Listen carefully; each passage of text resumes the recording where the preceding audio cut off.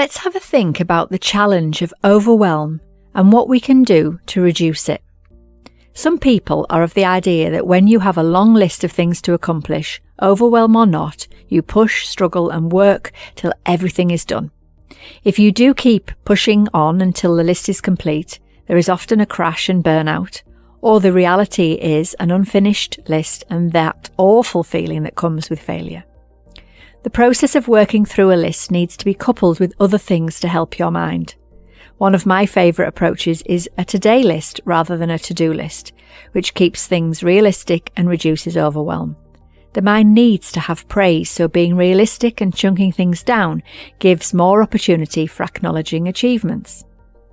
There is another way of getting things done without the struggle and stress. The difference is that once you are hit with the feeling of overwhelm, you must stop and take time to step back and not work. Setting your work aside for a stretch of time and taking care of you might feel impossible, particularly when there is a lot to do, but I tell you it's the most effective and efficient way to get back on track. It takes courage to stop even though you have deadlines, but it makes all the difference. You might need to step outside, take some deep breaths, make a cuppa, call a friend, or actually stop completely for now. Ploughing on does not mean that you will be doing your best work. The key is to do anything that will unwind your overwhelm, not feed it. Take a break to allow things to settle down in your mind.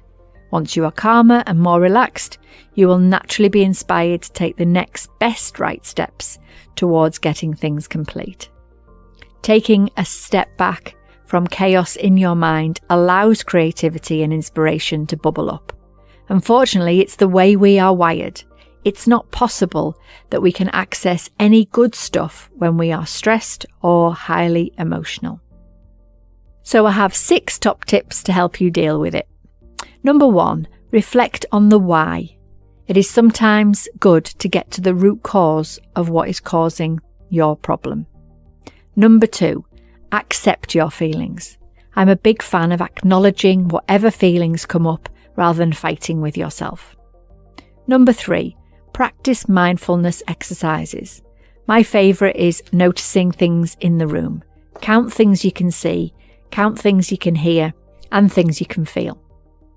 Number 4, try breathing exercises. We are often breathing up high in our chests when we are feeling overwhelmed and worried.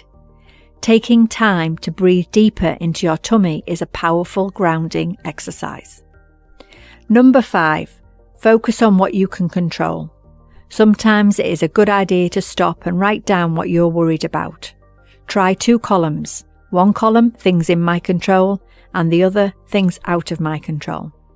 When I ask people to do this exercise, so often the attention is on what they can't control, which in itself is stressful, and therefore they are not looking at the things that are in their control. And number 6, sometimes physical touch or just moving away from your work area can help to ground you. Changing your environment is really useful. So I hope one of these is useful at least. My final point is to remember that we are all different and each of us needs to find our own approach to managing overwhelm. I wish you luck and most importantly, be kind to yourself.